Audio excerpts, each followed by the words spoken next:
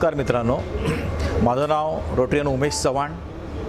मी यावर्षी assistant governor म्हणून काम करतो आहे। मागच्या वर्षी या डॉग शोसाठी मला संजय पाटील जेव्हा प्रेसिडेंट होते त्यांनी बोलवलं होतं आणि खरोखरच मला हा डॉग शो खूप आवडला होता।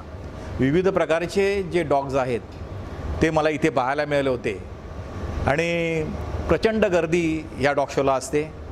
उत्स्फूर्त प्रतिसाद या डॉग शोला असतो।